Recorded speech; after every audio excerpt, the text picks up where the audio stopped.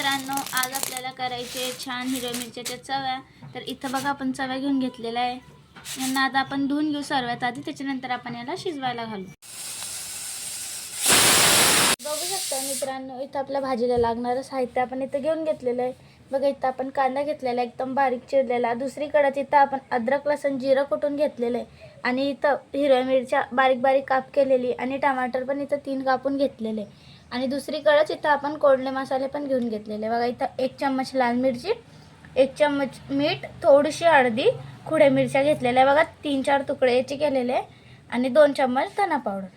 आता आपल्याला करायची आहे भाजीची सुरुवात. तर इथं आपण टाकून दिलेलं होतं 5 चम्मच तेल. तर तेल आपलं झालेलं आहे गरम. तर सर्वात आधी आपण जे टाकणार आहे कोरड्या मिरच्या, सर्वात आधी तेच टाकून घ्यायचं.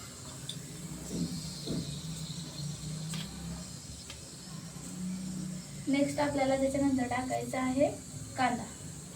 चला आपण कांदा पण त्यात टाकून देऊ.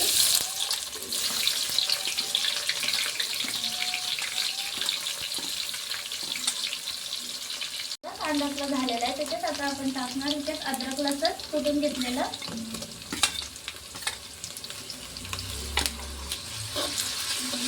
आपण याच्यामध्ये टाकणार आहे हिरव्या मिरची.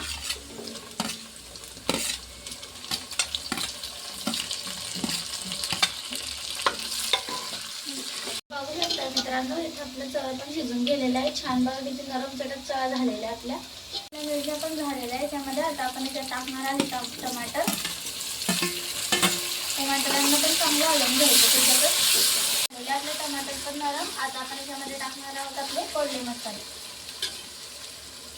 बघा इथं सर्व मसाले तुम्हाला आधी पण दाखवून दिलेले आहेत, तरी पण सांगून देते. लाल मिरची, धना पावडर, हळद आणि मीठ.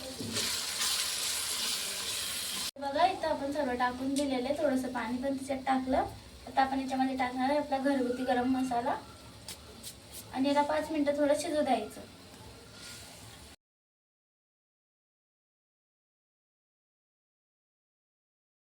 तर बघू शकताय इथं आपल्या मसाल्याला छान तेल सुटलेले आहे. आता आपण टाकणार याच्यामध्ये चवळ्या शिजलेल्या.